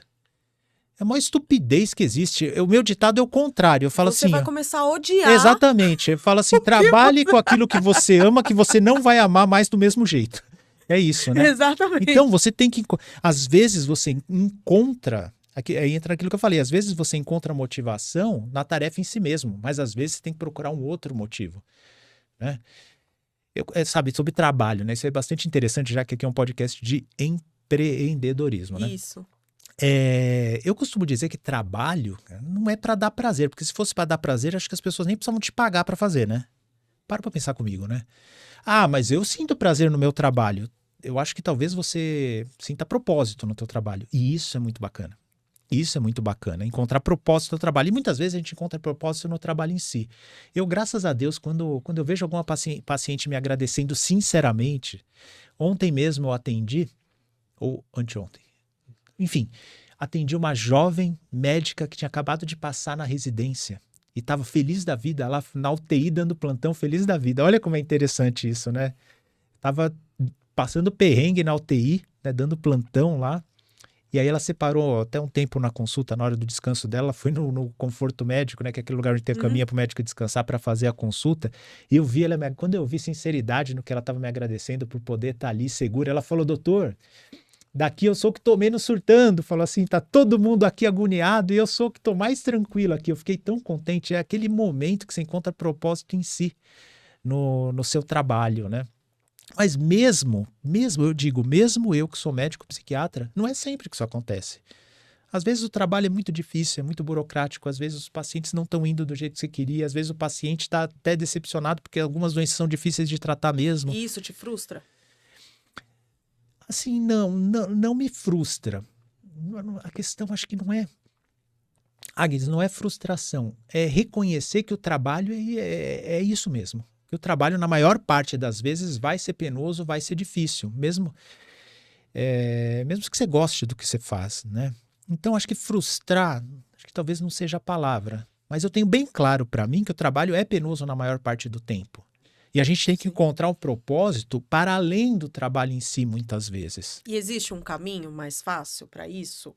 O que a gente precisa identificar? Existe uma fórmula? Ou não? Não existe. Porque, sabe, quem trabalhava muito com essa questão do propósito de vida era um psiquiatra e psicólogo austríaco chamado Viktor Frankl. E ele tem uma história muito, muito impactante, né? Ele era judeu naquela época na Áustria, né? E ele acabou nos campos de concentração, né? Quando eu falo nos campos, é que ele passou por vários. Ele passou por um dos que foi mais sanguinário, que foi o de Dachau. Dachau, né? E ele conseguiu sobreviver, ele foi um sobrevivente disso tudo. Quando ele saiu do campo de concentração, ele viu que, salvo engano, apenas uma irmã dele havia sobrevivido, se eu não me engano. O resto da família tinha perdido tudo, tinha perdido esposo, os pais, tudo. E aí, a partir dessa experiência dele, que ele observou que nos campos de concentração, as pessoas que sobreviviam mais frequentemente eram aquelas pessoas que sempre se apegavam a algum propósito maior do que elas mesmas. E no caso dele foi o propósito de reencontrar a família, que ele alimentou até o último instante, né? Aliás, recomendo para todo mundo a obra dele, né? Que se encontra algumas versões que é Homens em Busca de Sentido ou simplesmente Em Busca de Sentido. Você encontra facilmente esse livro, aí eu recomendo para dar uma leitura para todos. E ele que desenvolveu a chamada logoterapia, que era uma forma de abordagem dos pacientes centrada nessa questão do sentido para a vida. E ele pontua muito claramente, isso é uma jornada estritamente pessoal. É uma jornada estritamente pessoal, não existe fórmula para isso. né? Então, cada um tem que encontrar o seu propósito, porque muitas vezes você está desmotivado justamente porque você não vê propósito na sua atividade. Voltamos ao caso do pianista. O pianista vê um propósito maravilhoso no treino que ele faz 12 horas por dia apertando as teclas lá, né? Um caixa de banco que aperta as teclas do mesmo jeito, não vê o mesmo propósito Não, de jeito porque aquilo nenhum. para ele... Então, até a percepção de dor dessas pessoas, né, de limite, vai ser diferente. Mas essa é uma jornada estritamente pessoal. Ó, um jeito que muita gente encontra propósito no trabalho, e que é o propósito, né? O Frankl dizia que tinha algumas fontes de propósito que são bastante importantes. E uma delas é o amor. Talvez seja a principal fonte de propósito. A maioria das pessoas, sabe? Eu me considero assim uma pessoa muito abençoada por Deus, que me direcionou de modo que hoje eu tenho um trabalho, que é o trabalho que eu sonhava. E até do ponto de vista, assim, dentro desse trabalho, até a minha realização profissional, né? Hoje eu vivo, graças a Deus, eu vivo do meu consultório, atendo a partir de casa a maior parte do tempo, tenho os meus pacientes, não dependo... Tive uma experiência no meu lar que meu pai perdeu o emprego com 54 anos, nunca mais conseguiu se recolocar, então eu tinha como meta de vida não depender de empresa nenhuma, né, pro meu sustento, e eu conquistei isso. Eu me considero muito afortunado, graças a Deus, dou muita humildade, eu falo graças a Deus que eu consegui alcançar isso. Mas a maioria das pessoas eu sei que não consegue encontrar esse grau de realização no trabalho em si. Mas a gente tem que procurar outras fontes. E o amor é uma delas. Como assim o amor ao trabalho? Não estou falando de amor ao trabalho, estou falando de amor às pessoas, né? Eu acho que o amor, ela tem que ter um alvo muito bem definido. E o amor à família, por exemplo, poxa, esse trabalho aqui, pô, tá sendo sacrificante para mim, mas está garantido, por exemplo, a escola dos meus filhos, está garantindo a diversão deles, está garantido que eu posso suprir o necessário para eles em casa, está garantido, por exemplo, que a minha esposa tem uma vida tranquila, com meu marido, eu consigo pagar a faculdade para o meu filho, enfim. Então, é estritamente pessoal, é especial. É pessoal e especial. Mas eu acho que tem que se perder a visão romântica de que o trabalho tem que ter, o trabalho seja uma fonte de realização por si só, né? É lógico, quanto mais você encontrar propósito dentro do trabalho, melhor. Mas às vezes o trabalho é um meio para você conseguir investir naquilo que realmente importa, né? E é até importante a gente saber que a vida não é trabalho. Pelo amor de Deus, né? Muitas pessoas, às vezes, acabam desenvolvendo algum tipo de transtorno, né? Ou, enfim, por conta... Não sei se é transtorno, doutor.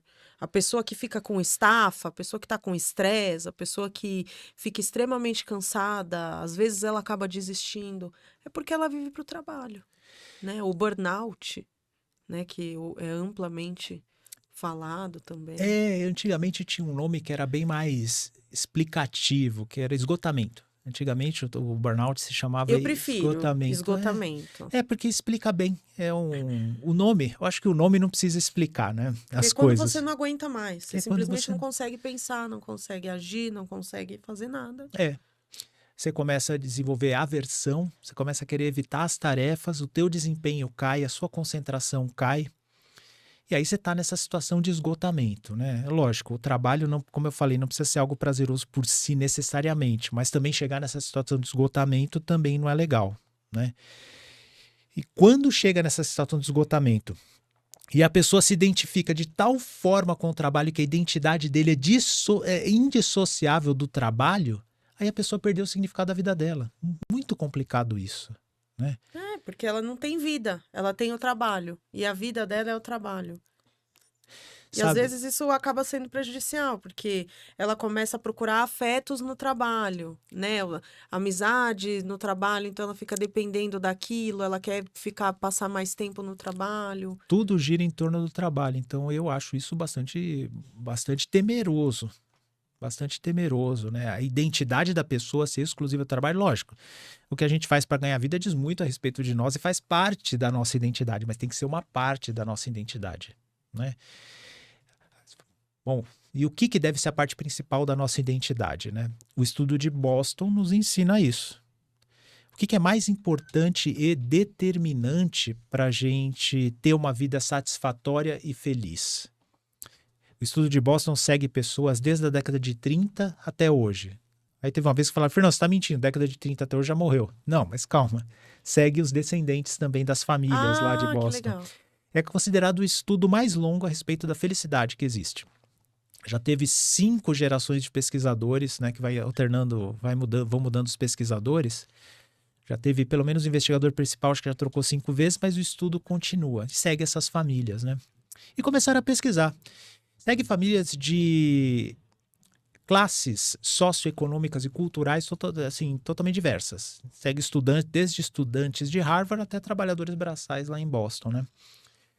E aí pergunta assim, o que será que está mais relacionado à felicidade e satisfação com a vida? Será que é o nível socioeconômico? Guardados os limites de uma carência, não influencia muito não. Sabe, recursos, eles trazem conforto, mas parece que satisfação com a vida e felicidade não está tão relacionada, guardados os limites da escassez. A partir de um determinado momento não existe uma correlação entre recurso e felicidade. Será que é o nível sociocultural? Pessoas mais aculturadas têm mais satisfação com a vida? Perceberam que não era isso também. Será que tem a ver com alguma raça? Não, não tem a ver. Quando foram pesquisar, o maior fator relacionado à satisfação com a vida e felicidade está na qualidade dos vínculos que a pessoa forma ao longo da vida. Então, se você quiser investir na sua felicidade e na sua satisfação com a vida, não há nada mais importante do que você nutrir bons vínculos ao longo da vida. Esse estudo mostrou isso de uma forma muito clara. Então, é muito triste uma pessoa que encontra identificação apenas no trabalho, porque ela está deixando de investir no que é mais importante na vida. Que são os vínculos. Que são os vínculos, né? Que são os vínculos. E isso aí começa na família nuclear, sabe? Idealmente, todos tinham que ter uma família com bons vínculos. Às vezes isso acontece de uma maneira melhor, às vezes acontece de uma maneira pior, mas também aquelas verdadeiras amizades, né? Que são aquela família que a gente escolhe, que às vezes muda ao longo do tempo, às vezes alguns permanecem ao longo da vida. Mas são esses chamados vínculos primários, a qualidade, e não é quantidade, é qualidade. Porque você pode ter centenas de seguidores na internet, milhares, hoje em dia dezenas de milhares, até milhões de seguidores na internet, dezenas de amigos de jogar bola, de amigo de bar, mas aqueles vínculos que são amigos que têm cumplicidade com você, né? E esses amigos começam na família, nos vai para um, né, um círculo próximo, né? Isso é o mais importante. Sabe, tem gente que acha que nas minhas palestras, quando eu vou falar do que é mais importante para a satisfação com a vida, fala ele é médico psiquiatra e vai falar que é a saúde mental, a saúde psiquiátrica. Não é. Mesmo pessoas que adoecem do ponto de vista psiquiátrico, aquelas que têm melhores vínculos, elas passam pela doença com o menor sofrimento. E é engraçado que se você for pôr na ponta do lápis, tem escalas de avaliação de gravidade, sabe, Agnes, para diversos transtornos. Uhum. Você pega pessoas que estão com a mesma gravidade. Qual vai ter um menor sofrimento? Aquele que tem vínculos melhores. Então, investir no trabalho é importante, mas você tem que encontrar um bom propósito. E investir nos vínculos. E investir nos vínculos. Inclusive, o propósito que muitas vezes leva as pessoas adiante no trabalho são justamente os vínculos que ele tem. São justamente os vínculos que ele tem. Não necessariamente o que a pessoa faz ali no trabalho, mas às vezes ela, vou fazer isso com carinho, com esmero, porque depois eu vou fazer tal coisa, e aí eu vou para casa, e aí vou fazer isso. Exato. Eu vou para casa, vou ouvir uma música, vou assistir um filme. Tem um psiquiatra que ele é um palestrante famoso, que ele, olha que interessante que ele falava assim, quando eu estava com um paciente meu, numa sessão de terapia, o que me motivava, falar assim, esse paciente vai ter a melhor sessão de terapia que eu posso dar para ele. Ele vai ter que sair daqui satisfeito. Eu vou dar o meu melhor para ele. Sabe por quê? Porque exatamente o valor que ele ia ganhar naquela sessão de terapia ia pagar a terapia do filho dele que tinha paralisia cerebral. Então aquilo motivava ele. Motivava ele. Você entende? Sim. Então, eu acho esse um exemplo muito, assim, emblemático, muito direto disso. Então, o que motivava dele às vezes, porque às vezes, gente, às vezes o terapeuta está cansado. Eu sou médico, eu sei, às vezes chega no fim do dia a gente está cansado. Mas o que motivava dele? Não, a minha sessão tem que ser a melhor possível porque ela está pagando a terapia do meu filho agora. Sim. Então é bastante interessante isso. Ô Agnes, uma coisa que a gente não pode, que o assunto aqui, o papo tá bom, o assunto foi para outro lado. Falar das pessoas que às vezes querem procurar uma ajuda, né? Isso. Então, o que acontece? Eu estava falando que os testes de internet, não determinam nada. Então, não Ai, nem faça. Nem Só se- se for para brincar e Só se mostrar for pros amigos. dar risada com os amigos. Porém, mesmo essas informações superficiais da internet podem levantar suspeita. Mas, será que eu não tenho? E muitos pacientes que buscam tratamento começam dessa forma. Então, por isso que eu falo, eu sou muito a favor de disseminação de informação. Mas eu também sou muito a favor de um trabalho para que cada vez melhores conteúdos floresçam mais e cada vez as pessoas tenham mais discernimento para absorver o conteúdo, né? E muitas pessoas acabam gerando uma desconfiança, levanta, né, a lebre, assim, cara, será que eu não tenho isso? Será que eu não estou sofrendo por causa disso? E aí buscar uma ajuda especializada. Buscar uma ajuda especializada. E aí entra um outro papo, como escolher aonde buscar uma ajuda especializada. Isso, porque tem né? o psiquiatra, tem o psicólogo, tem gente que vai procurar essa ajuda na igreja. Ok, não tem problema, né? Então vamos lá. Em diferentes níveis, de diferentes formas, você pode buscar ajuda com todo mundo. Lembra que eu falei agora há pouco dos vínculos? Busca ajuda com as pessoas que você confia, se aconselhar, para desabafar principalmente. Que o maior papel das pessoas, né, dos amigos e dos vínculos que a gente tem, às vezes é só ouvir a gente, às vezes não é nem aconselhar eventualmente também. Pode buscar uma ajuda na igreja, porque a igreja, além de uma questão espiritual, também é uma comunidade que a pessoa acaba criando vínculos e pode encontrar lá. Buscar ajuda com as pessoas que você confia, buscar ajuda nas associações comunitárias que você confia, mas isso aí são níveis de ajuda diferentes. Tem que buscar uma ajuda profissional se você desconfia que você está tendo algum transtorno, né? E eu acho que uma boa porta de entrada é o seu clínico geral. Uma coisa que ninguém tem mais hoje em dia, né? Que até meados do século passado as pessoas tinham, que é o clínico geral, aquele que vai até na casa da pessoa com a maletinha, né? Tinha o clínico de confiança. Hoje em dia isso totalmente se perdeu, mas todo mundo devia ter um clínico de confiança e um advogado de confiança Isso. também. Eu fui no podcast uma vez, no Plugado, e ele falou assim, um contador de confiança. Ele também. Um contador o advogado. E um clínico de confiança. O clínico, porque ninguém melhor que um profissional para identificar outros bons profissionais de confiança, né? Sim. Então, a gente vive numa era que muitas vezes a credibilidade da pessoa está associada ao número de seguidores que a pessoa tem, né? Isso aí pode ser, pode não ser. Para mim, completamente aleatório, essa parte, né? Uma coisa que não é tão aleatória é assim, a formação acadêmica que a pessoa tem. Você pode ir atrás de uma formação acadêmica. Pessoas que têm uma formação acadêmica mais sólida tendem a ser profissionais mais confiáveis, mas também não é garantido isso, né?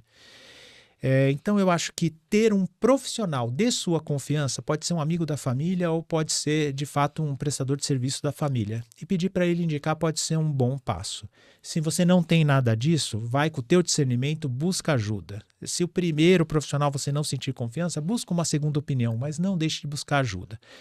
Se você já está em sofrimento, desconfiando que você tem uma doença psiquiátrica, sem dúvida nenhuma, o profissional mais apropriado é um médico psiquiatra. Se você está passando por uma situação difícil de vida, você não se vê como uma pessoa que tem alguma doença psiquiátrica, mas você acha que você precisa de alguma ajuda para organizar o seu raciocínio, o seu pensamento, um bom terapeuta pode te ajudar muito nisso. E um bom terapeuta vai reconhecer se você precisa de um psiquiatra ou não e vai indicar. Perfeito, doutor. A gente acho que a gente falou de bastante coisa aqui, a gente está se encaminhando para o final do programa. Eu quero agradecer demais você ter tirado esse tempo aí da sua agenda, que é super lotada, para conversar um pouco aqui comigo. Quais são as suas redes? Você está no Instagram e no YouTube, né? São as principais redes que você usa. As minhas principais redes são essas, mas tem também uma página do Facebook, tem o TikTok que está um pouco desorganizado. Para me achar é muito fácil. Em todas as redes é sempre Psiquiatra Fernando Fernandes. Vai aparecer aqui para vocês na edição, o pessoal vai colocar Psiquiatra Fernando Fernandes. Psiquiatra Fernando Fernandes em todas as redes, você me acha muito fácil. Aliás, eu vou ficar muito contente se você for lá e disser, Vim aqui do Quatro Belas, vou ficar bastante contente. Passa lá, você vai ser muito bem-vindo. Eu respondo todo mundo que me manda um direct ou coisa parecida, eu respondo. Perfeito, doutor. Muito obrigada. E obrigada a você também que ficou aqui até agora. Não se esqueça de ir nas redes do doutor Fernando lá para segui-lo. Se inscreva no canal, já deixa o seu like aqui nesse vídeo e compartilha com aquele empreendedor que está precisando dessa mensagem aqui e também para a gente desmistificar todas essas coisas que a gente falou aqui e não se deem autodiagnóstico, né, doutor? Autodiagnóstico não dá. Ó, posso contar uma breve historinha? Com certeza. A doutora Alexandre, eu vou falar aqui, não é fofoca não, porque é domínio público, é conhecimento público. A minha querida amiga Alexandrina Meleiro, uma grande psiquiatra brasileira, colega minha lá do Conselho Científico da Abrata, que é a Associação Brasileira de Pacientes com Transtorno Bipolar. Ela foi a primeira médica a assumir um transtorno psiquiátrico grave no Brasil, que ela assumiu que ela tinha transtorno bipolar, né? E ela faz parte do conselho lá junto comigo, é uma especialista que tem muita experiência em transtorno bipolar e ela fala, Fernando, eu não prescrevo o meu remédio, eu tenho o meu médico e eu não mexo no meu remédio. Eu falo, ela é um grande exemplo então, se nem ela se autodiagnostica e se automedica, então procure uma ajuda especializada. Exatamente. Obrigada, doutor. Obrigada, pessoal. Um beijo e até semana que vem.